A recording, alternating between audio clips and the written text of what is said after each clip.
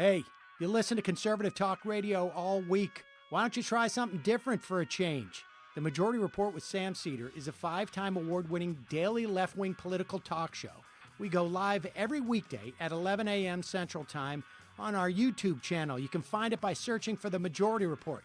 We talk about the news, we take libertarian callers, we have debates, we interview guests on topics ranging from the post-Civil War Reconstruction era, child poverty, capitalism, the intellectual dark web, and more. And that's all just within the last month. If you want to hear what smart, progressive political talk that is occasionally amusing sounds like, then you need to tune in.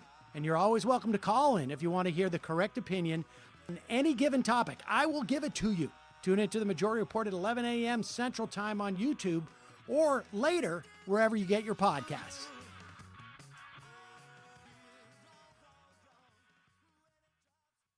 WVNN.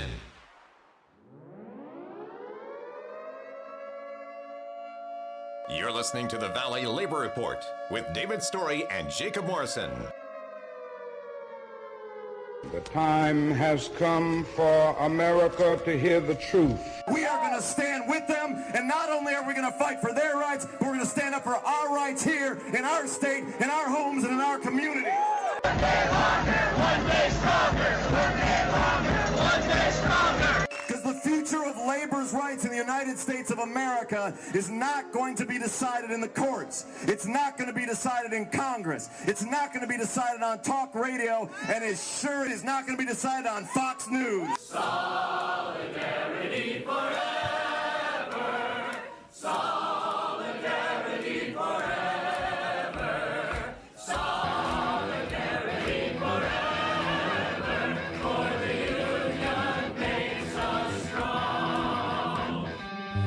Good morning, Tennessee Valley. This is the Valley Labor Report. My name is Jacob Morrison, here with my co-host and fellow agitator, Adam Keller. It is Saturday, July 24th, 2021, and we're broadcasting live online and on the radio on WVNN in the Huntsville, Decatur, Athens listening area from Athens, Alabama. A recording of this program will play tomorrow, Sunday, July 25th, 2021, on the Great WGOL in Russellville, Alabama, and Wednesday, July 28th, on WHIV in New Orleans, Louisiana. Today on the show, an update from a coal miner's family about the strike down in Brookwood. Bezos says a correct thing. Maybe it's time to bring back union advertisements and more on today's Valley Labor Report. If you want to see what we're up to throughout the week and get our snide quips about the news of the day, then you should follow us on social media. We're on Facebook at facebook.com/The Valley Labor Report. We're on Twitter at Labor Reporters. I'm on Twitter at JacobM_AL. If you missed part of the show and want to go back and watch it later, you can search YouTube for The Valley Labor Report and subscribe to our channel. You can go back and watch the full show there, and we also clip segments and release them throughout the week. We upload the program on more than 11 different podcasting apps. So to see if we are on your listening platform of choice, you can go to thevalleylaborreport.transistor.fm/subscribe. We have a website where you can buy our hats and our stickers. We've only got about 12 hats left, so make sure you get one before they're gone. That's thevalleylaborreport.org. And finally, if you appreciate our work and want to help us stay on the air, then consider throwing us a couple dollars a month on patreon.com/The Valley Labor Report. So our first topic today, we're going to be getting an update on the coal miners' strike. Adam, make sure that they can hear us on the Zoom. Before we go to them, though, a quick recap, because on the Zoom, like the Zoom app. A quick recap, because as Media Matters pointed out, from the beginning of the strike to at least make sure that, no, unmute us there so they can hear us.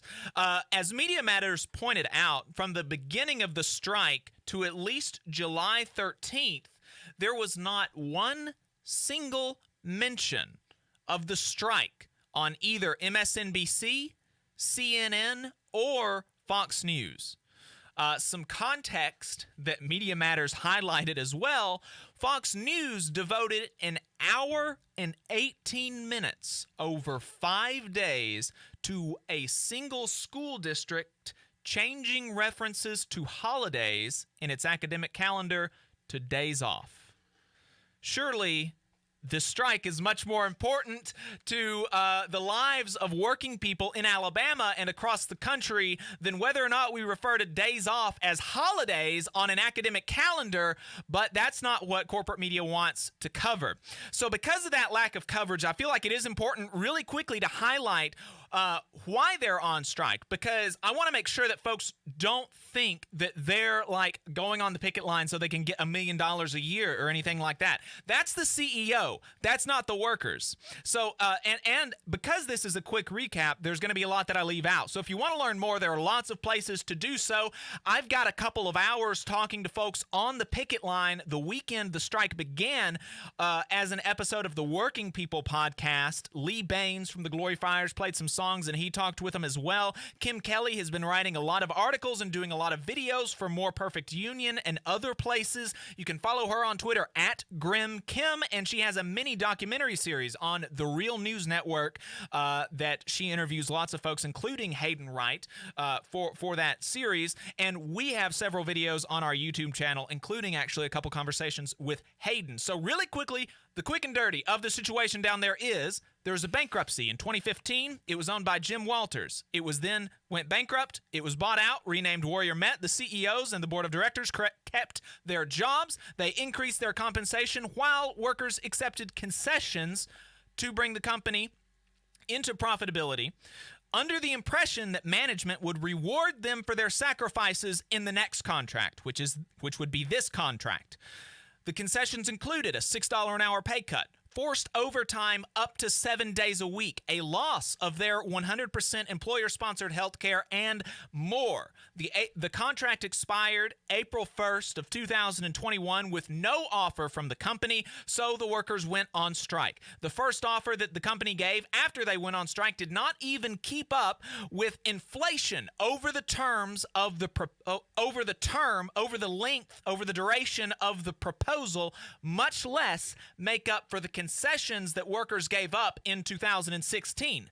The company then gave the workers a second offer that was worse than the first.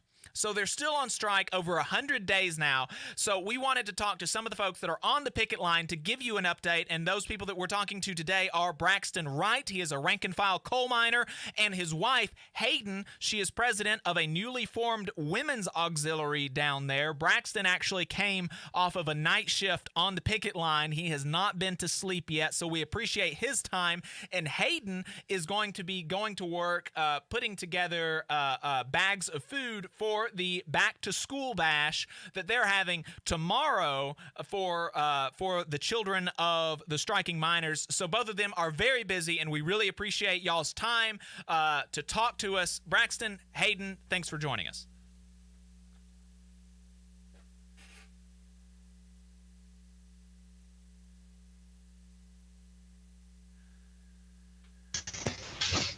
Thank y'all for having us this morning. Absolutely. We're very glad to have you. Very glad to have you. Glad to see y'all again. Yeah. So could you tell us how are folks feeling, on the picket line? It's been 100 days, and that's a long time, to go without a paycheck from the company. Of course, you are getting strike checks from the UMWA, and as I understand, they are the largest strike checks that any union gives, actually, although it's still not much compared to your paycheck. So, how are folks doing out there on the picket line trying to keep this Hang on, up? y'all are kind of breaking up. I'm trying to figure out what's going on.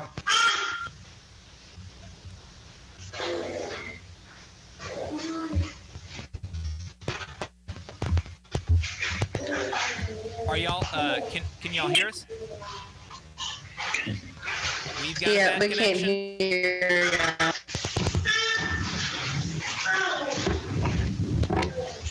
Okay. Why don't you... Let me see if I turn our camera off, if I can hear y'all better. Okay, yeah, maybe that'll maybe that would take out some of the bandwidth. Can y'all hear us better now? Yes. Okay, good deal. Yeah, so I just wanted to ask y'all, how are folks doing out there on the picket line? You've been on strike for 100 days without a paycheck for 100 days from the company. You're getting strike benefit checks from the union, but, that's not as big as a paycheck. So how are folks doing, like, mentally and psychologically, emotionally down there?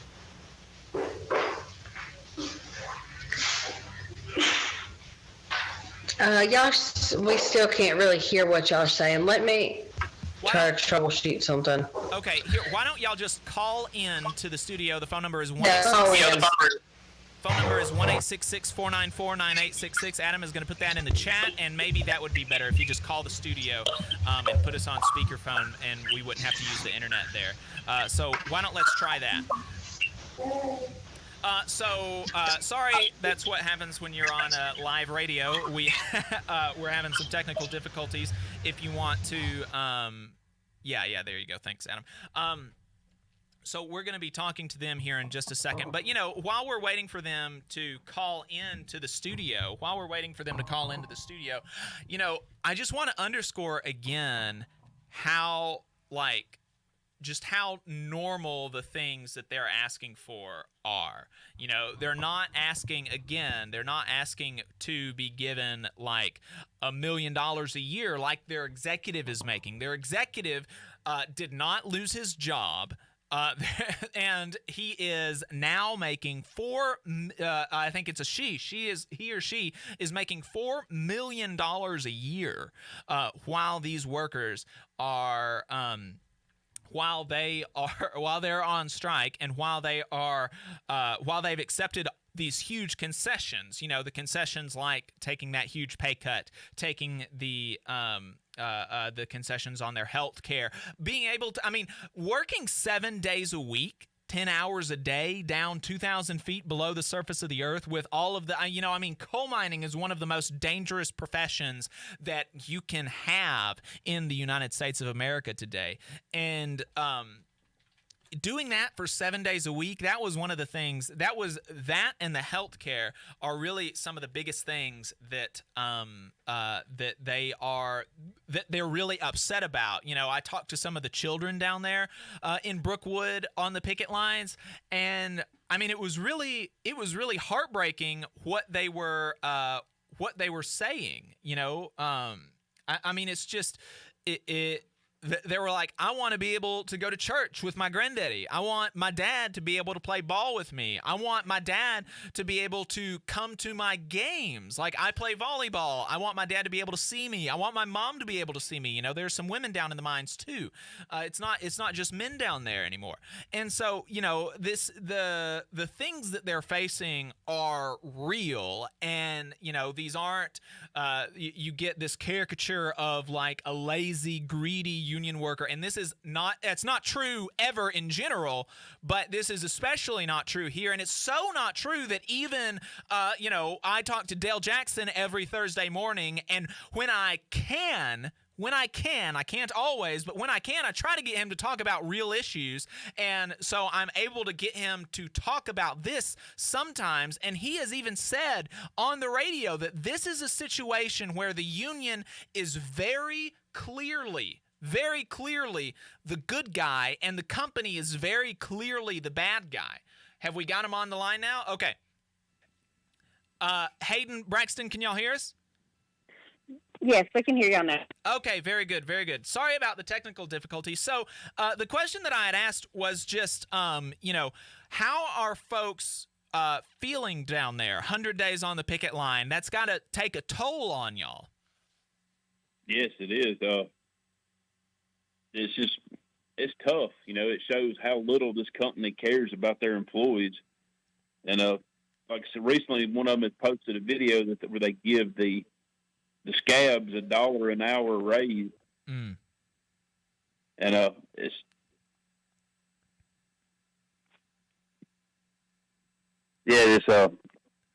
really, I guess, disconcerting. It's just a lack of respect and all out.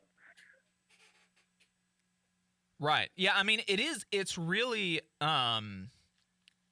it's amazing because they were already giving scabs more than they were giving y'all when they came in. That's generally kind of how it goes with scabs. Scabs make a little bit of a premium for crossing the picket line, for being a class traitor, and so the boss gives them a little bit of a premium for that, but then to give them $1 an hour raise on top of that while they are, while y'all are out on the picket line, while y'all have worked and sacrificed for 5 years, and them not giving y'all even some of what y'all gave up. It's got to be just like a slap in the face. Yeah, it was exactly like a slap in the face, and they published on Facebook on one of the local pages from a bosses meeting. So one of the bosses had actually recorded one of the main people from the company coming in, telling them that they would give them an extra $1 raise, they would give them paid lunches. So of course that was put out there to try to tempt people to cross the line. But what people need to remember is that's less than the offer we voted down. Right. Yeah, that's right. And sorry, we're already coming up on a break, but we're going to bring you back on the other side of this break to hear some more. So thanks, y'all, for sticking with us through our technical difficulties, and thanks for the patience from the audience. We're going to be right back with some more from Haeden and Braxton Wright from the picket line down in Brookwood, Alabama. Stay tuned. You're listening to the Valley Labor Report with David Story and Jacob Morrison. All workers deserve fair wages, affordable health care, and a retirement plan that enables them to retire with dignity. All workers deserve to have a say about the terms and conditions of their employment, not just the bosses. With the machinist unions over 600,000 members having our back, Local Lodge 44 in Decatur, Alabama has been serving workers' interests for over 20 years. Our members have the best health insurance in the area with zero deductible plans. We set the bar for pay in the area with over $40 an hour rates, consistently averaging the highest non-college degree jobs in North Alabama with some of the best retirement plans in the industry. We can do the same for you. Together, we remain united, raising our voices to ensure justice on the job and service in the community. The Machinist Union is a true Southern union founded in Atlanta in 1888. We have been serving members' needs for 132 years. The longevity of our union proves our dedication and loyalty to the working class. The Machinist Union isn't just for machinists. We represent workers in government, healthcare, auto workers, aerospace workers, transportation workers, the defense industry, and woodworking. Our members even build the iconic Harley-Davidson motorcycles. If you're ready to get serious about better benefits and wages, if you want to have a voice in your workplace with over 600,000 members to back you up, call or email us today at 256-286-3704 or organize at IAMAW44.org.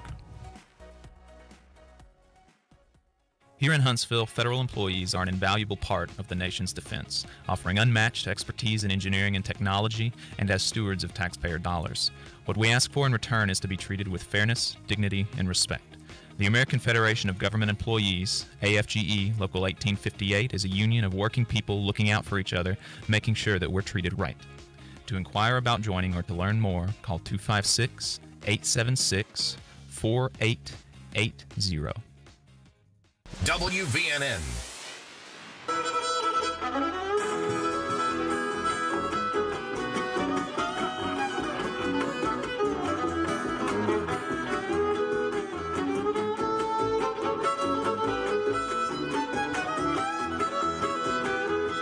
All power to the workers. This is the Valley Labor Report. My name is Jacob Morrison, here with my co-host Adam Keller. We are talking to Braxton Wright, a rank-and-file coal miner, and Haeden Wright, president of one of the newly formed women's auxiliaries, talking about the coal miner strike down in Brookwood, Alabama. We were talking about how the scabs are getting raises while y'all are on the picket line, but even the raise that they are getting as they're crossing the picket line, that is less than the offer that you voted down. There's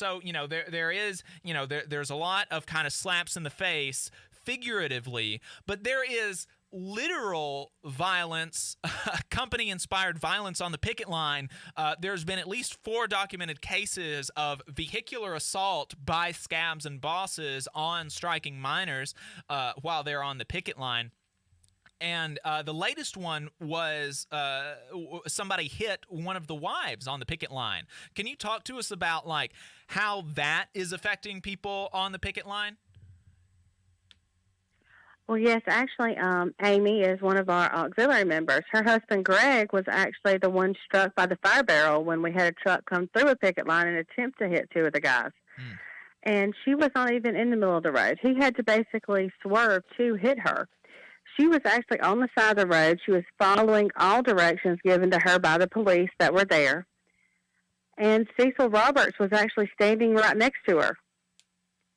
And if she'd have been a few feet over, she would have been seriously, seriously injured.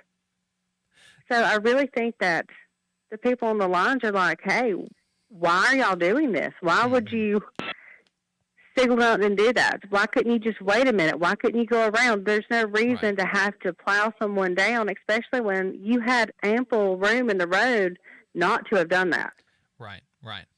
Yeah, I mean, and you know, the picket line is a place where when I've been down there, I mean, you know, I mean, it's obviously you know, the circumstances are not great, but in some senses, it can kind of be like a party, like a get together. You know, you've got your family there. I've seen kids on the picket line. You know, this is supposed to be. It's certainly supposed to be like a place that is safe, at least, regardless of whether or not it's a family affair. But down there, it has been to a certain extent a family affair. I've seen wives and children and community members out there on the picket lines with y'all, and the threat to your safety is a very serious concern. Obviously, in addition to all of the workplace concerns that y'all initially went out on the picket line for. Can I just jump in real quick and ask Braxton, Haeden, what has been the response of local law enforcement to these vehicular assaults? They seem to be more worried about like the day that Amy was hit. They said, well, there's a guy down the road with two flat tires. And they were more worried about the guy with a flat tire than they were the guy running over. You know, like a comparison, a tire is more valuable than a life. Wow. You know, it was just a straight slap in the face, even by the local police. Yeah. And which a lot of our guys are getting, you know, flat tires and stuff. I don't think we would throw nails in our own parking lots, you know, and then we've had instances where we found nails and staples in our Union Hall parking lots. Mm-hmm. And they want to blame everything on us, but it's us is getting the flats. Right. You know,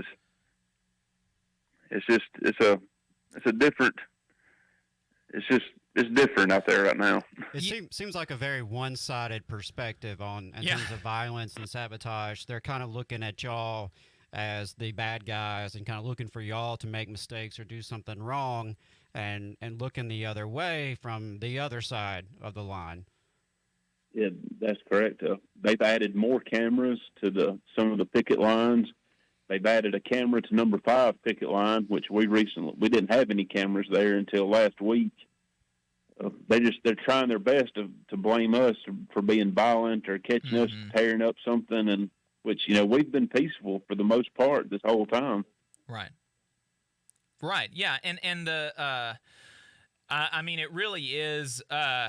I mean, it's sad, and that's one of the things that somebody told me, and I can't remember who it was, but one of the coal miners said that the attitude, even though, and it's strange because, like I mentioned, the executives and the board of directors, they all kept their job, even though ostensibly they ran the company into the ground, but they all kept their job. But he said that after the buyout, the attitude of the supervisors and the bosses and management just totally changed, and that, you know, even before the strike, that there was like that their attitude when they were down there supervising y'all, or when you'd come out of the mines, it was just of like contempt and disdain. Whereas before, you know, there would be some back and forth, as you're going to have with some, you know, with like a rough and tumble kind of job. But it was ultimately there was a sense of like respect and cooperation before, is my understanding. And in the last 5 years, it's just been y'all have been looked down on constantly. Yeah, that's correct. what has that been like over? I mean, 5 years is a long time to put up with stuff like that.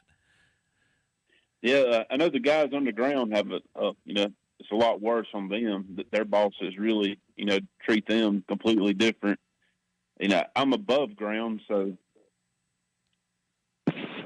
it's kind of different for us being above ground. Our bosses, luckily, we had some pretty good bosses, to tell you the truth.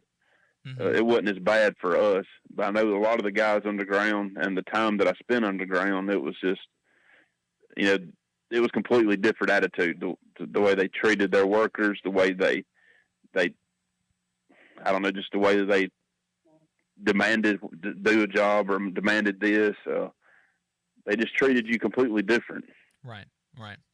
And so with all of this from the company, I think that I've got to believe that anybody looking at this with kind of like I said, even, we were trying to sort out the technical difficulties, but I'm on the radio here every Thursday morning with the local conservative host, and he's by no means like a union ally, generally speaking, but he has said this is a case where it's very clear, Dale Jackson did, it is very clear the union is obviously the good guy and the corporation is obviously the bad guy. It's not often that we agree so much on something like this. And so, what has the community support? I know, Haeden, you've been with your food strike pantry and things like that, you've been getting some support from some of the local grocery stores. Can you talk to us some about the community support that you've seen over the course of the strike? Yes, I would say we've had an outpouring of community support in the labor movement really as a whole from across the country has been wonderful. We've been able to put out at least 200 food bags a week. Actually, tomorrow we have our UMWA back-to-school bash for our UMWA children, and we had donations from Grace Klein for candy and things like that. We have a union member, Mr. Antoine McGee, who has bounce houses. He's donating a bounce house for the kids. With the donations that we've taken up from the PayPal, we were able to buy 240 backpacks with school supplies and additional school supplies for the children to make sure that they are academically ready for the school year. And then the salon that actually rents part of the union hall actually volunteered to do $5 haircuts for the kids there in Brookwood. Awesome. So when they come and get their backpacks and school supplies, they can get a free haircut. That's awesome. And in the community, we have at least of the huge totes, at least 2 of each size of clothing, infant through high school, so that the families can come in and shop for some back-to-school clothes that they might need. They can go through, find what they need, and take it at no cost. So we wanted to do everything possible right now to make sure our kids go back to school and they have what they need, and that this strike doesn't affect that for them. Right. And plus give them a little bit of fun because it's stressful for your family. Absolutely. I love to hear that community support. If y'all have got time, we'll bring you back for one more segment because I want to hear about what you have planned going forward. So make sure everybody stay tuned. We're talking to Braxton and Haeden. Huntsville's #1 news, talk, and weather station. WVNN Athens. WVNN FM Trinity. A Cumulus station. It's 10 o'clock. From 8.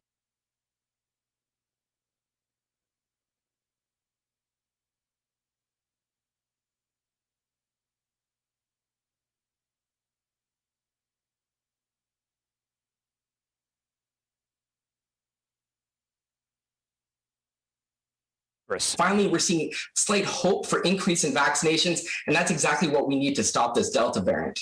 And political leaders across the country are calling on more people to get vaccinated. Some are floating the ideas of mandatory vaccinations. This spans political leaders from both parties. Alabama has one of the lowest vaccination rates in the country. Republican Governor Kay Ivey telling reporters it is time to start blaming the unvaccinated people who have, quote, let us down, end quote. She says they are to blame for the new surge in cases. I want folks to get vaccinated. That's the cure. Alabama has seen its daily COVID case average triple in the past 2 weeks. Alex Stone, ABC News. As NFL teams open training camp, the league has notified its players that any team unable to play because of an outbreak amid unvaccinated players will forfeit and players won't get paid.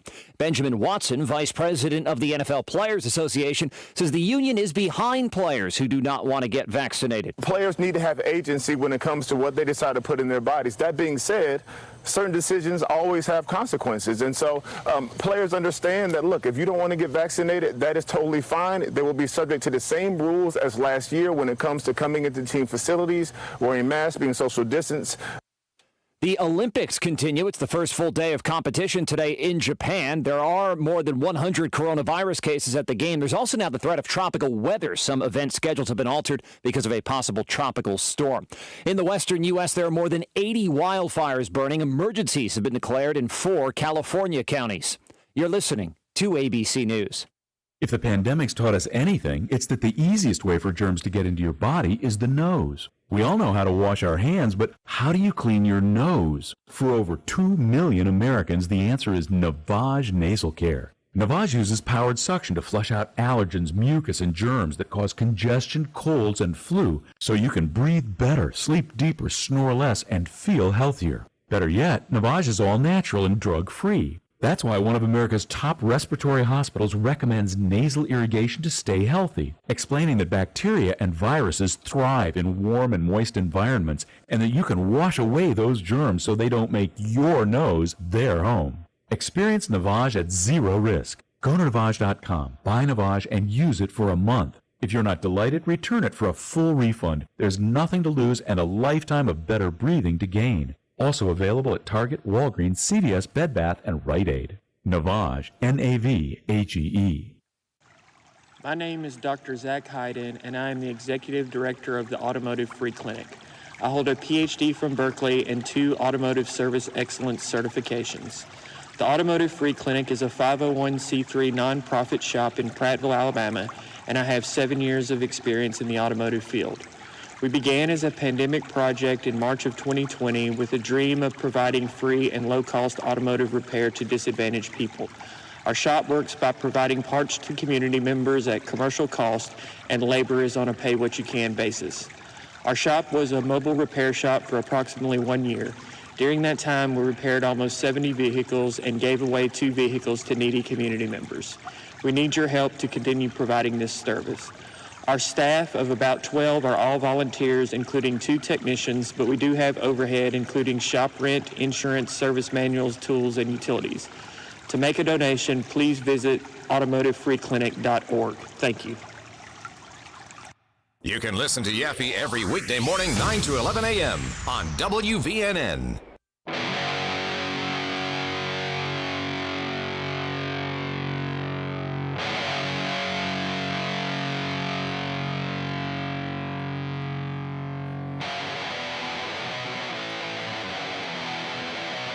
Let's go! The only union talk radio show in the state of Alabama. This is the Valley Labor Report. My name is Jacob Morrison, here with my co-host Adam Keller. We are joined by rank-and-file coal miner Braxton Wright, his wife Haeden Wright, president of a women's auxiliary, talking about the strike. So we just heard about how y'all have had an outpouring of community support, and we love to hear that. It's great when we can actually report a little bit of good news. So in spite of the epic struggle you guys are facing, love to hear the community support and real solidarity in action. Absolutely. We love to hear that. And so let's kind of face forward for a second because, or for these next few minutes, because, you know, y'all have been on strike for 100 days. Y'all have talked about kind of the emotional toll that it has taken on everybody. It's really tough.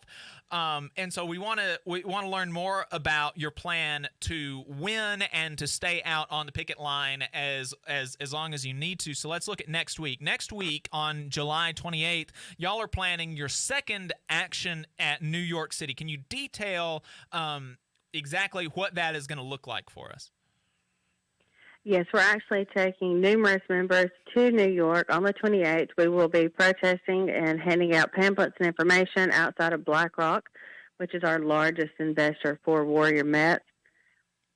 Actually, the 3 largest investors are all housed in New York. So we actually have several other unions from New York. Several other local UMWA unions will be joining us there as well to really make a statement. What we hope it does is kind of bring our fight to their front door, because here in Alabama, those stockholders, those big corporate owners and they don't come to Alabama. So we need to bring that there to them, that they see that, hey, this is affecting our lives, our families, and our livelihoods. Right. Because when we're on strike, really the whole community is on strike, not just our families, because we don't have the income to go and spend at the restaurants, at the gas stations, at these other businesses that also depend on these jobs. Yeah, that's something that we have talked about a lot whenever we talk to y'all or whenever we talk about the strike, is that every dollar that is not going to y'all or every dollar that goes to New York is not going to y'all. And when it doesn't go to y'all, it doesn't go into the local community. That's 1,100 jobs in Brookwood, Alabama. Brookwood is not a large city. 1,100 jobs with good pay, with good benefits, that does a lot for the economic stimulation of that town. And when you're not getting it, it definitely hurts. And so that's I'm wishing y'all luck in your trip to New York. Hopefully you get to see a couple of sites while you're up there. I don't know how quick it's going to be, but I hope that I hope that you see some folks and some of them as they're going into work that day. I hope they lose some sleep over it. I hope that they they tell the board of directors at Warrior Met that we don't want to be a part of something that is doing these kind of things to working folks in Alabama. The next week you're having a rally at the Brookwood Ballpark. Tell us about that. Yes, on August 4th, that's going to be an early rally. Normally our rallies at 10, he'll start at 6. This one is actually in the day, so it starts at 10, from 10 to 1. And that's on Wednesday. Yes, so it's on a Wednesday, 10 to 1, at Brookwood Ballpark. And we're expecting about 4,000 people. Different unions are coming down from across the country. Several other labor leaders are going to be there. They're going to be present and speaking. The auxiliary will be present. A lot of our miners, families, and guys, please feel comfortable when we're at a rally. We bring our kids. Mm-hmm. Like I know Jacob and the guys can attest to that too. Like even when we're working at the auxiliary, we serve food normally every week at the Tanny Hill rallies. All of our kids are there. They play together. It's a family-friendly environment at our rallies. So please don't feel like you can't come. Oh, I have my kids. Right. Bring them. Our kids would love to play with them. I mean, we want to welcome everyone in the community to come out here while we're on strike, talk to some of us, and actually see what's happening in Brookwood. Right, right. And I think that's a great opportunity as a parent or a grandparent, aunt, uncle, to help have that conversation with your children. I know I was able to bring my daughter to the Amazon Union rally that we held locally, and it was, it was a way to have a conversation with her, even at 5 years old, about what do workers do when they have problems? Right. They join together, and we support them as their community members. So I think I'm glad you mentioned that. Yes, and I think that's the key thing, and that's what I've said several times on social media, that you might be getting $1 an hour raise, but our kids are getting so much more. They're actually seeing what it means that an injury to one is an injury to all. They're seeing what solidarity is. They're learning to fight for themselves because, guys, if we don't fight now, we're disrespecting the hundreds of years of history of people who have fought for these safety measures. They fought for your 40-hour work week. They fought for overtime. If we stop that fight now, we're disrespecting everything that our grandparents, our parents fought to do. Mm-hmm. So our kids need to be given that education as well, that, hey, if you see something happening and it's not right, you need to stand up and fight for yourself and fight for others that might not be able to. Right. Yeah. That's it. It's so important not to believe that that all of these things were just given to people by the graces of the boss. If you hit the window key twice, the thing that because that's what a lot of people believe. We've had a lot of the things that we have currently for so long that that people just think that that's the natural order of things, and that's the way that that's the way that it's always been, and that's the way that it's going to be, and there's nothing you can do to change it to make it better, and it's not going to get worse, and that's wrong. And y'all's situation is an example of it getting worse. I mean, working 7 days a week in the 21st century in coal mines, making barely over $20 an hour. I mean, the situation has gotten worse, and so y'all are going to have to fight to make it better, and everybody is going to have to fight to make it better. Right, because people need to realize, and like you've talked about several times, we're not even asking for anything really additional. We're just wanting to get back to what we had 5 years ago. Right. Like, we're fighting to get back what was lost. If we don't fight now, what's that going to mean in 10 years from now? Right. So y'all are doing everything that you can to win, despite the emotional toll that it's taking on y'all after 100 days on strike. Y'all are not prepared to go back unless you get what you believe that you're worth. And you have already started making plans as president of the Women's Auxiliary for a toy drive in Christmas. Can you talk to us about that and about what that means for the resiliency of the folks on the picket line and their families? Yes, we've actually started planning ahead to Christmas, because I know people might say, oh, my goodness, they still have months away. But not when you think about the time it takes for a contract. Even if within the next 3 or 4 weeks we were presented a contract that was voted in, by the time you get back to work, get a paycheck, catch up on bills, we'll have families that will be struggling well past Christmas. So what we want to do is make sure that our UMWA kids, our families, they don't feel like they're not going to have a Christmas, that they're going to have to change and tell their kids, like, hey, we can't do this year. We want them to at least be able to feel comfortable that I can come, they will have something there. Right.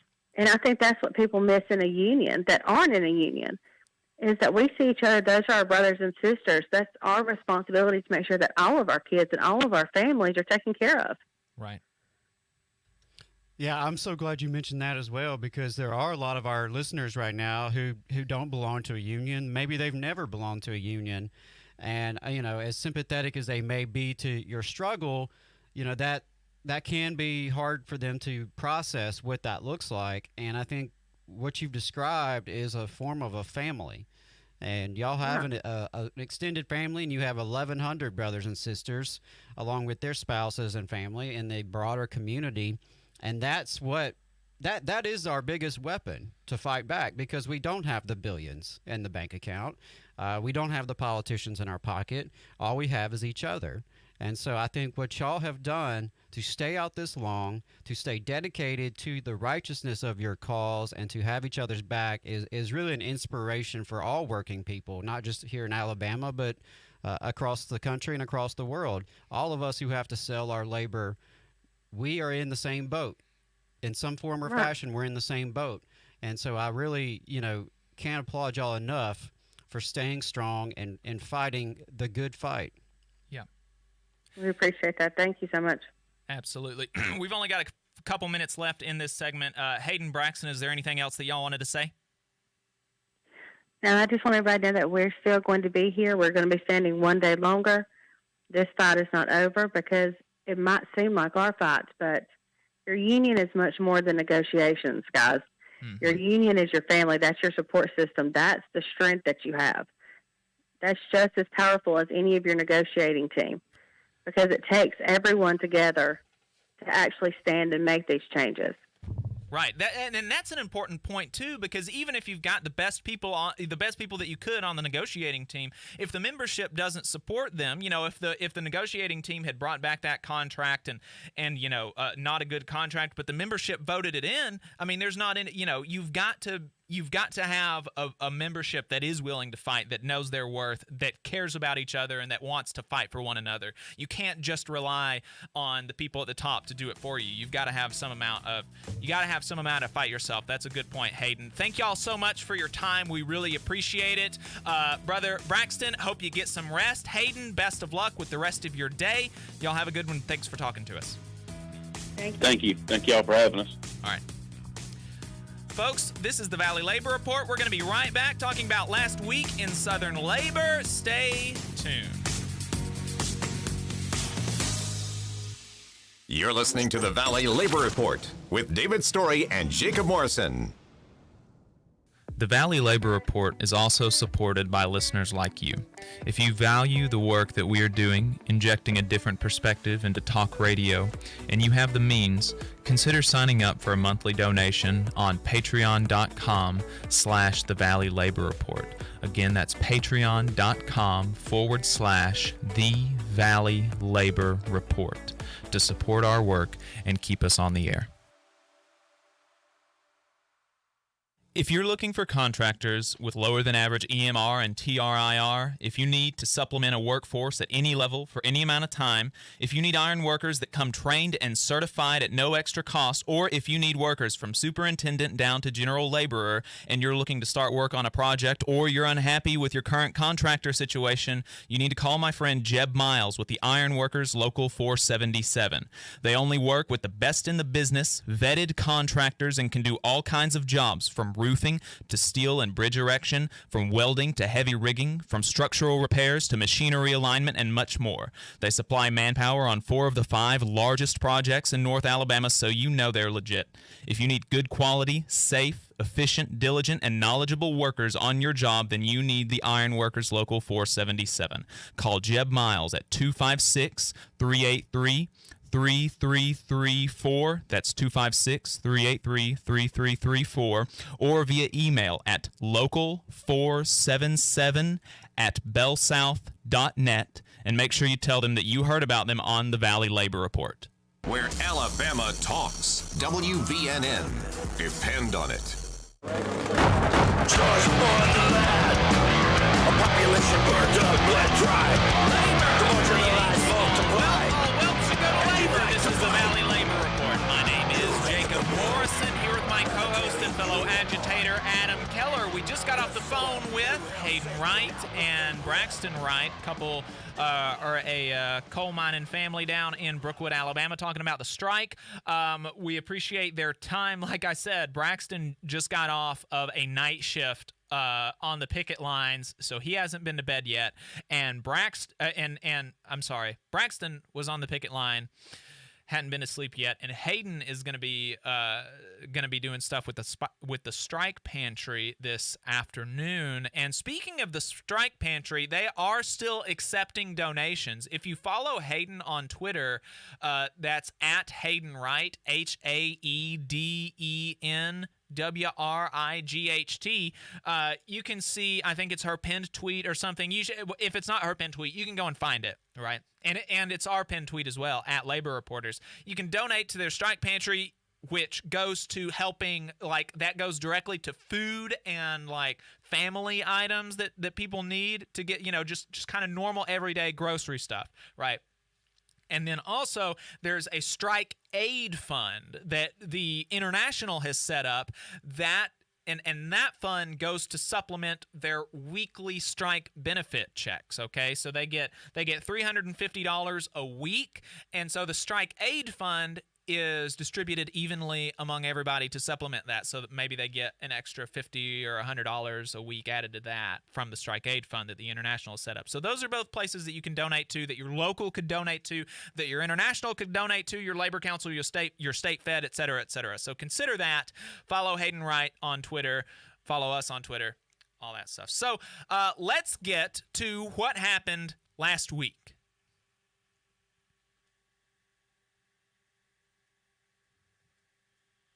Is mic 3 up? Boss.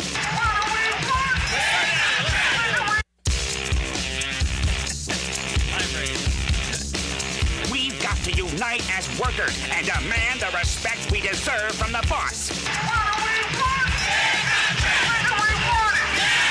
You and I should go on strike. One day stronger, one day longer, one day stronger. We are workers united. If we don't get it, shut it down. If we don't get it, shut it down. If we don't get it, shut it down. Last week in Southern Labor, we are bringing you what happened last week across the labor movement in the southeastern United States. Brought to you by Jonah Furman. You can Subscribe to his newsletter on Substack to get what happened in the rest of U.S. labor. That title is WhoGetsTheBird.substack.com. WhoGetsTheBird.substack.com. So let's go ahead and get right to new organizing. 400 workers for Keurig Dr. Pepper in Windsor, Virginia, are organizing with RWDSU in what would be the biggest blue-collar win of 2021 if they can pull it off. 62 nursing home workers at the Mark Twain Caring Center in Poplar Bluff, Missouri, are organizing with UFCW Local 655. There were a few NLRB wins. One of two building engineers contracted to work at the FedEx facility in D.C. voted to join Operating Engineers Local 99. The other didn't vote, so they are union. Nearly 400 telecom production workers at Prismian in Scottsville, Texas, voted to stick with the UAW Local 3057 by 198 to 66 margin, which that is made much more impressive by the fact that the workers, that the employer hired. That was made much more impressive by the fact that workers hired to replace the strikers this spring were allowed to vote. So you had scabs that were voting on that, and they still voted to stick with the union. So that's really impressive. The staff of the nonprofit Institute for Local Self-Reliance across the country had their union recognized with OPEIU Local 12. There were a few losses and decertifications. In more bad news for refinery workers, 165 workers at the company's Baton Rouge polyolefins. It's a common type of plastic. I don't know what it is. That's what Jonah said. It's a common type of plastic. They just lost their union after a 51 to 96 vote to decertify Operating Engineers Local 407. URSO is rating a unit of 25 security guards currently represented by the LEOSU DC at KR Contracting in Sterling, Virginia. There are lots of spats between security guard unions, as you will be able to tell over the coming weeks as we do more of these segments, I think. And the next one is that the SPFPA is rating a unit of 14 FAA security guards in College Park, Georgia, currently with the Protection and Response Officers of America. Also, lots of acronyms. Lots of acronyms. Lots of acronyms. And I meant this week to go and find what they stood for, but then I didn't. So I don't know. You'll have to figure it out yourself, I guess. There's a few. That's why you subscribe to Jonah's newsletter, That's right. so that you have more information. That's right. That's right. Subscribe to Jonah's newsletter, WhoGetsTheBird.substack.com. There are several strikes and several news items about strikes and bargaining happening across the Southeast.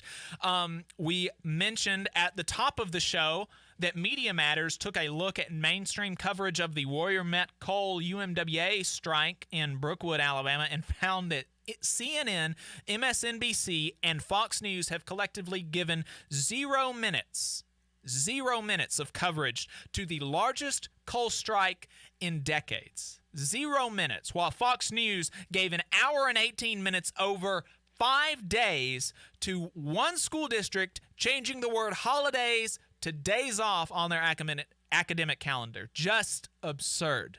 Just foolishness. There are around 20 barbers for contractor Sheffield at Fort Lee, Virginia. They remain on strike with laborers Local 572 after the boss raised haircut prices and lowered barbers' commissions. Fight for 15 held a one-day action among fast food workers in multiple cities across the South, with actions in St. Louis, Flint, Charleston, South Carolina, Marion, North Carolina, and elsewhere. The 2-week metal trades workers strike at Arnold Air Force Base in Tullahoma, Tennessee, ended with a 3-year contract. Workers at Coca-Cola in Bluefield, West Virginia, with Teamsters Local 175, have rejected a final contract offer and authorized a strike. Their current contracts their current contract expires on July the 28th. And teachers in Orange County, Florida, are at an impasse in salary negotiations with the school district. We've got some internal union politics. The AFT Mississippi is apparently suing the AFT, the American Federation of Teachers, and the Jackson, Mississippi Federation of Teachers for allegedly covering up embezzlement and failing to pay dues to the state organization. So that's no good. Politics and legislation, we are still on the PRO Act watch. We are still in reconciliation limbo with no details forthcoming about whether and what provisions of the PRO Act might be passed in the coming days or weeks. But one encouraging development was that Democratic holdout Senator Mark Kelly, he was saying he would support at least some provisions of the PRO Act in reconciliation. And it might also be worth mentioning that there was a brief rideshare driver strike in California, and they actually went on strike on behalf of the PRO Act. Oh, so there's a different types of strategies that are being employed right now to try to get the word out about the PRO Act and put pressure on Congress, because it looks like this reconciliation bill will pretty much be the only thing that Congress achieves for the next year or two. Yeah. And so if we don't get it slipped in there, we may not have another chance for a while, if ever. So kudos to those rideshare drivers. Anything you can do to put pressure on your senators. Of course, those of us in Alabama, we don't have much to count on with Tommy Tuberville and Richard Shelby, not exactly champions of the working class, but make sure they have at least heard from you. Right. Finally, the battle between the Houston, Texas mayor and the firefighters Local 341 continues, and the firefighters continue to rack up wins, this time with the reinstatement of their local president in his city job after an arbiter ruled that he was unjustly fired in January. So that wraps up last week in Southern Labor. Make sure, if you want to find out what happened in the rest of U.S. labor, you subscribe to Jonah Furman's newsletter, whogetsthebird.substack.com.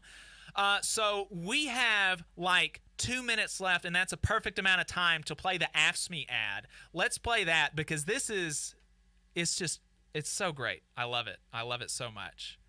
Your way to work tomorrow, instead of sitting around with your finger up your look around. There's a union out there called AFSCME, and they're busting their balls for you doing a lot of shit work you take for granted. For example, we pick up your garbage. We got broads out there who'll keep your kids from getting run over by some hard-on. We plug up the holes in the road so you don't up your car. And we push around a lot of little old ladies from Florida. We're out there zapping rats and roaches and making sure your kids don't drink piss from the water fountains. We're AFSCME, Amalgamated Federalization. Hey, I don't know what the means. All I know is we're hard-working, tax-paying people like you, and we don't take from nobody. You got that, old AFSCME, the union that works for you. That's awesome. That's awesome. We've got to bring that back. I think we need union advertisements with that guy. Like that guy only. We just need to get him to record advertisements for all of our local unions. What do you think about that? Yeah, you got to love it. I mean, just keeping it real with folks. Yeah. And, hey, I would rather see unions drop money on that than writing more checks to useless Democrats. That's right. Hey, talk to your international president. That's right. That is absolutely right. And I'm very seriously considering with the Labor Council trying to figure out maybe something that we can run on the local news stations along the lines of that, because that was just awesome. That was awesome. Folks, we're going to be right back. This is the Valley Labor Report. Make sure you stay tuned. You're listening to the Valley Labor Report with David Story and Jacob Morrison. This is News Talk 770 AM, 92.5 FM, WVNN. News starts now. First full day of Olympic competition is just about complete. And ABC's Jim Ryan is in Tokyo, where First Lady Jill Biden took in some action alongside French President Emmanuel Macron. So far, 26 countries plus the National Olympic Committee teams from Russia and Chinese Taipei have won medals. China has the most at 4, including gold in fencing, shooting, and weightlifting, and a bronze in shooting. Italy and host country Japan trailed China with 3 medals apiece. The U.S. will look to earn its first medal Sunday in swimming and skateboarding. These games going forward despite COVID-19. There are now 127 positive cases at the Olympics. In the U.S., new case numbers continue to rise. California reported almost 8,000 new cases in a 24-hour period as health officials call for more people to get vaccinated.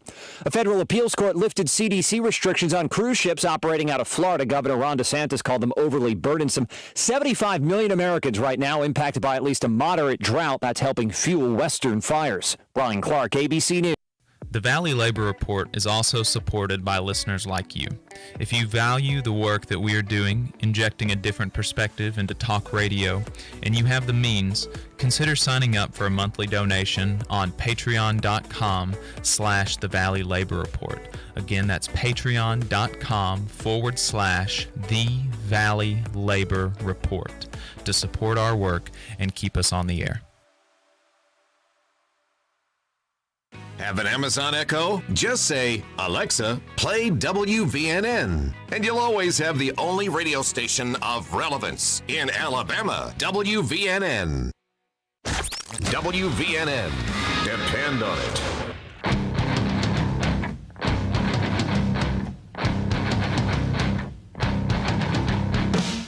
Lonely dead, stuck, bleeding pig. Lonely did I choose today. Forever. This is the Valley Labor Report. My name is Jacob Morrison, here with my co-host and fellow agitator Adam Keller. We are let's go to some local news. Adam, what's been going on in Huntsville and Alabama? Well, there's a lot that's happened just in the last week or so since we were last talking about Huntsville. First, right off the bat, on Monday evening, the Huntsville City Schools is having a special called board meeting to discuss COVID protocols.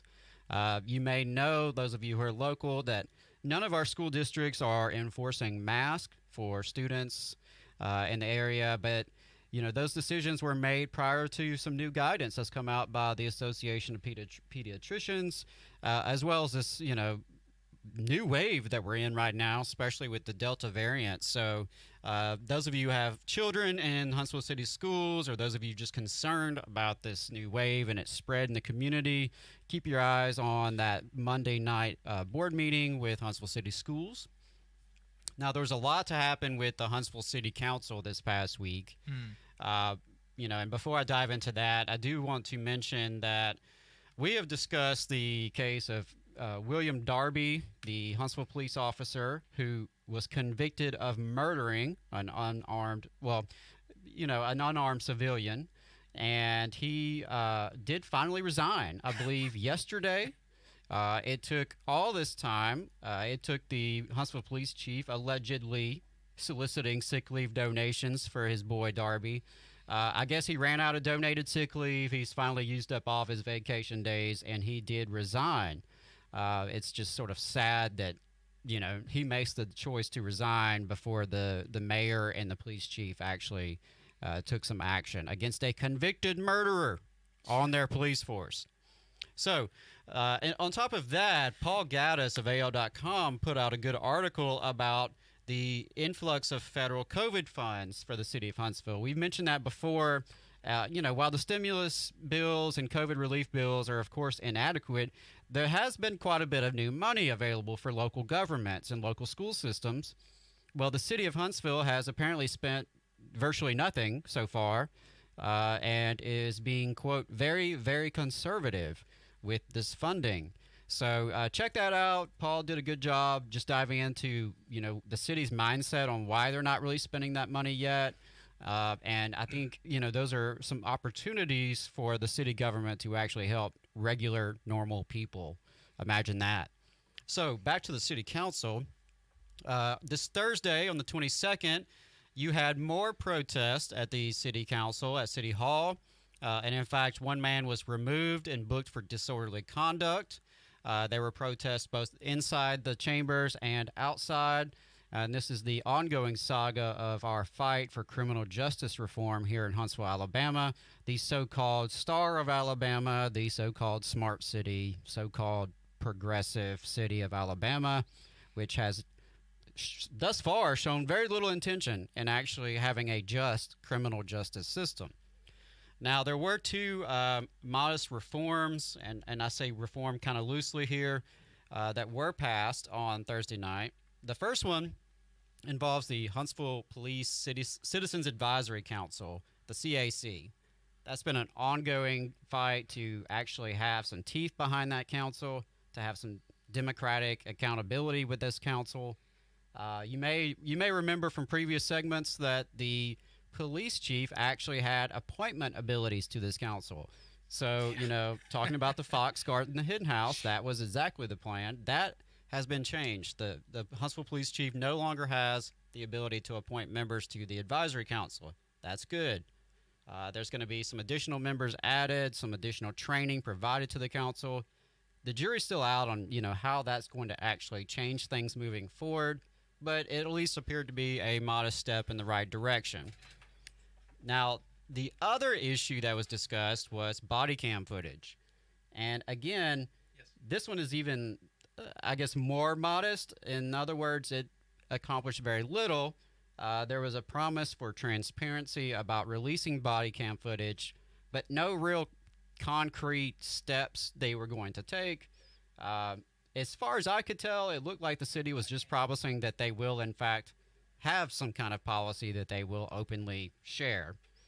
What that's going to look like, remains to be seen. So I really want to shout out the good activists who are fighting that fight and staying engaged for well over a year now on this particular avenue of reform, but it's been many years in the making.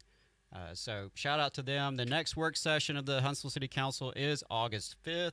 So if you get a chance, tune into the meeting that took place Thursday. You can watch those meetings online. You can catch up afterwards. So that's a convenient way to stay informed.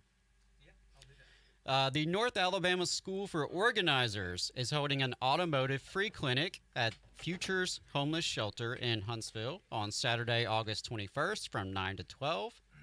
Volunteers are, of course, requested, as are donations.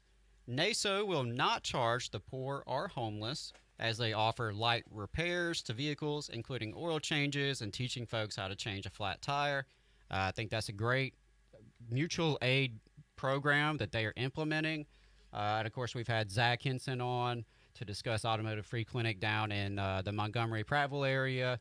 So shout out to North Alabama School of Organizers for putting this on to benefit poor and homeless working folks who need reliable transportation.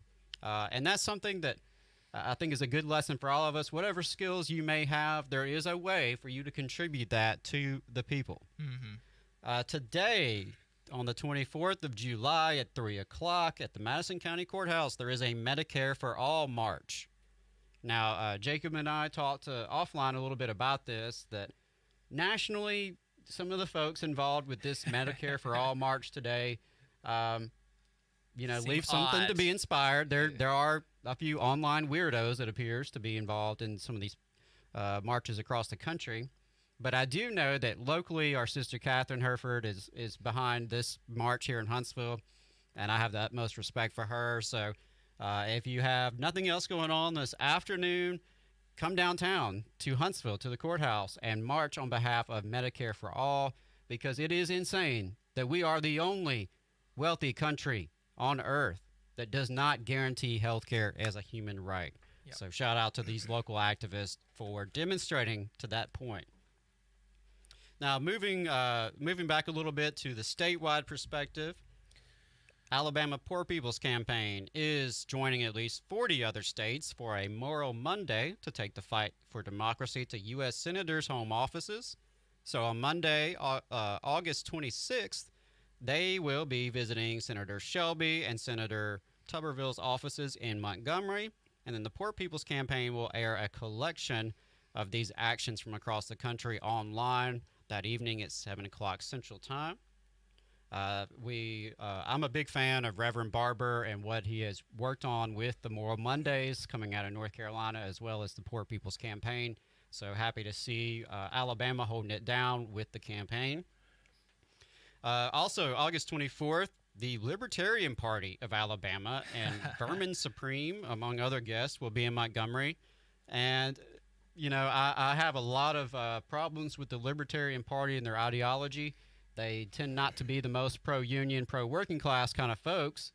But on this issue, I really appreciate what they're doing. They have taken the Alabama Secretary of State to court.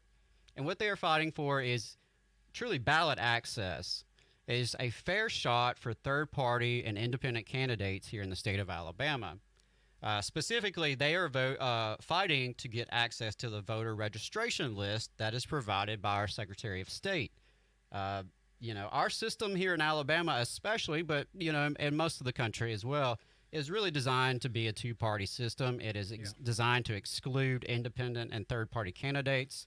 So kudos to them for fighting that good fight. And lastly, I think it may be worth mentioning that our governor, Kay Ivey, is getting a lot of national press these days. She made some comments expressing frustration about the unvaccinated here in Alabama and blaming them for this current spike in cases.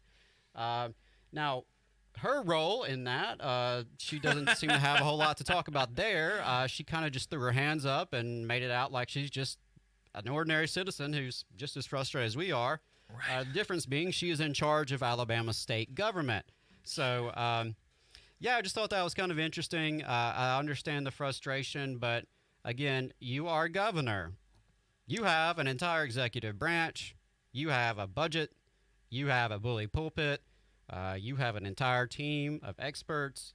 So, you know, I thought that was a little bit interesting that, for one thing, she kind of revealed the frustration and probably pissed off some of her Republican allies, but at the same time revealed just how, you know, little initiative she's showing to address the problem.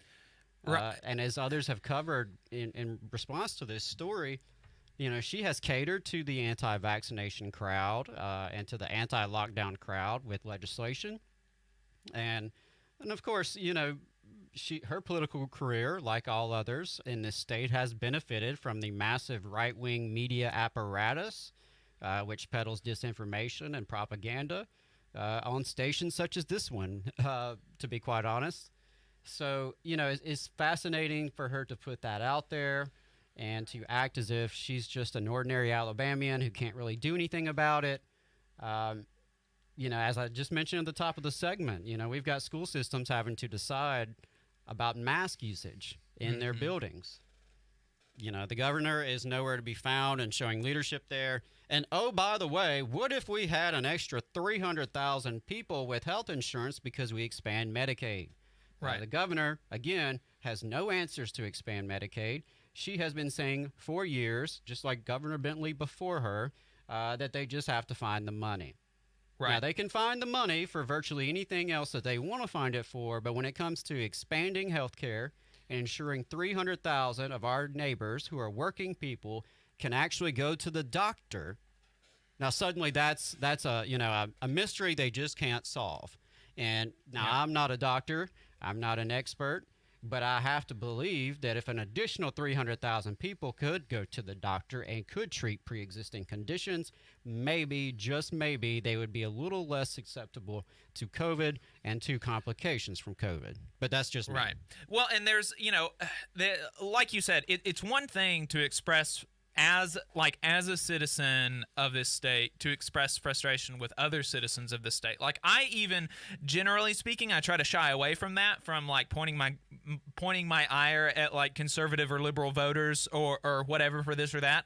I try to think about, okay, what are the systems that produce this outcome? But certainly as a leader of a state, as a leader of a party that is pushing lots of like nonsense. I mean, the Alabama the Alabama Federation of Republican Women just hosted Marjorie Taylor Greene in Dothan yesterday or the day before that. She is one of the worst about the vaccination nonsense, saying that asking about her vaccination status is a violation of her HIPAA rights. I mean, it's just absurd, and so you've got lots of acting as if she has no idea where this vaccine hesitancy is coming from. Broadly speaking, it's coming from people with power, not either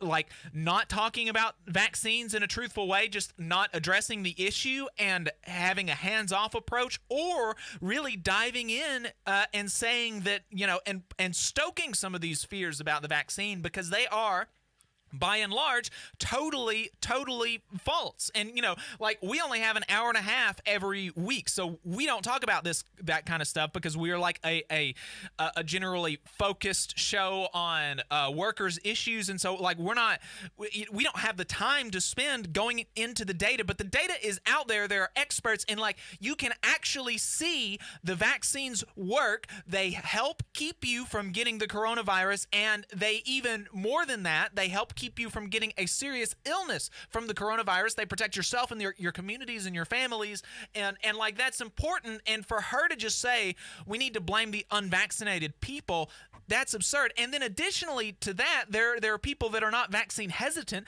There are people that don't have the time to go and get vaccinated, because we just got off the phone with Haeden and Braxton talking about how these coal miners in Alabama, they were, before this contract expired, working 7 days a week.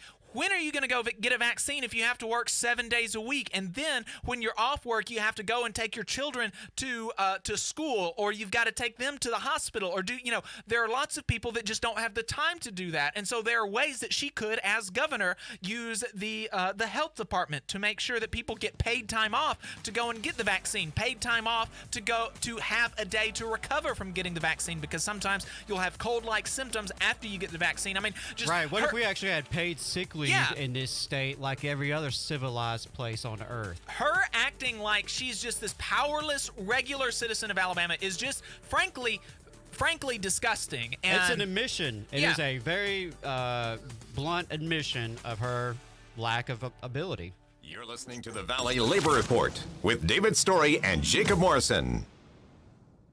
The Valley Labor Report is also supported by listeners like you. If you value the work that we are doing, injecting a different perspective into talk radio, and you have the means, consider signing up for a monthly donation on patreon.com/The Valley Labor Report. Again, that's patreon.com/The Valley Labor Report to support our work and keep us on the air. The American Federation of Government Employees, AFGE Local 1858, believes all workers are entitled to fairness, dignity, and respect. AFGE also knows that the best way to guarantee proper treatment is for workers to stand together, united, looking out for each other. In AFGE, we fight for workers every day to ensure a workplace that is safe and free from harassment. If you're a federal employee and want to be a part of this union, to protect yourself and your fellow workers, call 256-876-4880. WVNN.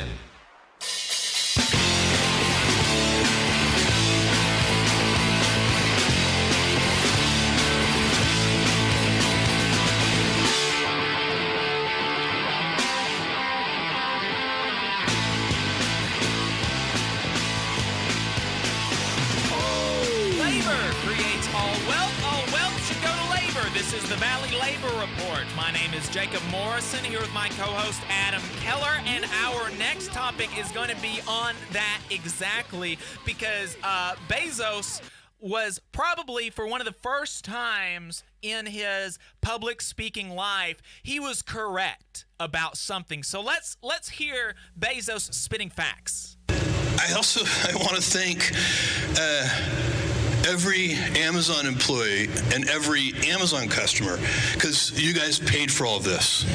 So seriously, for every Amazon customer out there and every Amazon employee, thank you from the bottom of my heart very much. It's very appreciated. That's so sweet. That's so. And did you hear the audience there? They like laughed at him because they didn't think that he was being serious, because these people have all been kind of like brainwashed by the neoliberal kind of propaganda about how he's a job creator, he's so like he's a genius, and it's only because of him that Amazon is so successful. It has absolutely nothing to do with the people that actually do the work. It's just because he happens to own it, and so that makes him a genius. But just the laughter from the audience after he said that was mind-boggling to me, and he was like, no, I'm serious, guys, like I didn't do anything, it was all the workers. I just was able to spend 10 minutes in space on top of the bodies of Amazon workers that have died over the pandemic, and like I just want to thank them from the bottom of my heart. I mean, if I cared even just a little bit, I might put flowers on their graves, but this is really all I'm gonna do, so like please accept this gesture and don't like unionize or anything. I mean, wow, that just made my blood boil. Yeah, he's not going to stop union busting. He's not going to raise their wages. Yeah, not going to stop expanding this monopoly, which is not just victimizing its own workers who transport these products, make these products, but it's also putting a lot of small businesses out of business. Yeah. And so while not going to give them a pension. Right, so this is a working class show, and we're advocating for fellow workers, but even local businesses have been really harmed by this monopoly that Amazon is growing and growing, which really we're in this Gilded Age deja vu right now.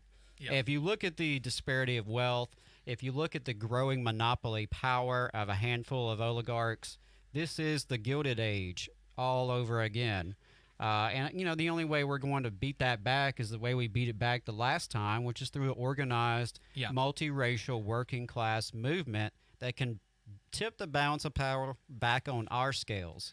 Right. And it's not going to come from worshiping these oligarchs like the royal families of old, which is, kind of the mainstream media mentality is to look at, a Bill Gates and a Jeff Bezos as if they are some sort of chosen by God, put here like the Tsar of Russia or something. Yeah, I mean the mythology around them, like what he said, it's like it's not just ideologically for me like it is like factually correct that 99%, it's just mathematically impossible for anything other than this to be true, that 99% or more of the labor that goes into Amazon was done by the workers and not him, and yet he's getting thousands of times more compensation than the Amazon workers. He is not allowing them to take good breaks. He's making them work long hours on crazy schedules. I mean, it's just there's just so much mythology around Amazon. Another one is that about him starting it from his garage as if he's like a college dropout. Do you know where he came from before he started Amazon? He was like a New York hedge fund guy. Do you know how he got the capital to start Amazon? His parents invested their life savings into it, put hundreds of thousands of dollars, a small loan of hundreds of thousands of dollars into his business, and then only a couple years after that, he got millions of dollars from investors. I mean, it's not just because of his ingenuity. He was able to get, because of his class position, he was able to pull together resources from all these other people in a similar class position and pull together people that actually do the work. If you go back earlier in that clip, if you go back and watch the full video, he talks about how engineers toiled day and night for this to happen. And like, it wasn't him that did that. I mean, and look, I'm not discounting the fact that there's some amount of work that a CEO has to do as an administrator, but ostensibly, he could even outsource all of it. He could not do anything, but I don't doubt that there's some amount of work that he does. But is it worth thousands of times more than a normal Amazon employee? No, of course not, because you can look and see what would happen if you remove Bezos from the CEO position, see what happens to Amazon, and then conversely, see what happens if you take away all of the workers from Amazon. If you take away Bezos from the CEO position, Amazon does fine, and we know that because that already happened. He's not CEO anymore. He's just on the board of directors. Amazon is doing fine. What would happen if you take away all of the workers, all of the warehouse workers, the engineers? Amazon would absolutely crumble. We know who needs who. We know actually who creates value. It's the workers. It is not the bosses in their capacity as a boss. It is not in their capacity as an owner that they create value. Because if you have $1 million and you sit it on the floor, it's not going to do jack squat, okay? Capital does not create value. And if you don't believe me, take all of the money in your bank account, bury it in the backyard, and see what happens. You have to have labor to create anything. Labor can create things without capital too, because labor can create capital. Capital can't create labor, okay? So labor creates all wealth. Bezos acknowledged that, so it's time for stop going on with this fiction that he's the one that created everything. Well, and I think it's interesting this came out the same week that I believe it was the New York Times published a little bit of inside info where Bezos had described internally that he does not believe in a so-called entrenched blue-collar workforce. He believes that leads to mediocrity. So, in fact, high turnover is by design. Yeah, so when we've discussed, the high turnover rates at Amazon warehouses and other Amazon facilities, that's not, an unfortunate side effect. No, that's part of the plan. Yeah. And he should have also thanked the U.S. taxpayer and his crony friends in Congress for ensuring that he is paying low taxes, if he pays taxes at all. And also, let's face it, his scientific program here that helped him get to space was built on the foundation of NASA and the hard work of various NASA employees over the last several decades. All paid for by U.S. taxpayers. Yep. So, it's been a collective effort that has brought him to where he's at. And, one final thing about this is that, Jeff Bezos, yes, he's a greedy, there's a lot I want to say about him that I can't say on FM radio. But even if he was the nicest guy, you could imagine, even if he had a change of heart, even if he actually had a heart, unlike the Grinch, okay, that's not going to change the system that put him where he's at and put various other people where they're at in a similar boat. That does not change the oligarchy. The problem with oligarchy is the oligarchy and the system that creates it and protects it and reinforces it. It's not the individual character of the oligarchs. Right. And that's something that we have to remember. And again, like I said, that's why organizing a working class movement that can transcend our racial differences, our gender differences, our religious differences, when we build power ourselves, we can change that. Last thing that we wanted to plug in the last minute or two before we go off is we are, like I said at the top of the show, we've only got like 12 hats left, and so then we're looking forward to the future to see what we can, thinking about what we can do for the show to raise funds to make sure that we stay on the air.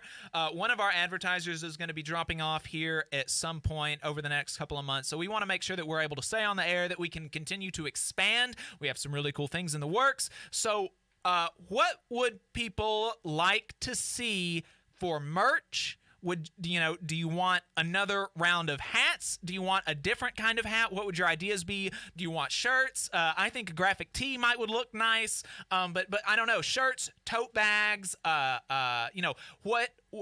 what kind of stuff would y'all like to see? And then content-wise, what do you like about the show? What would you like to see changed? What do you not like? What would you like to see added?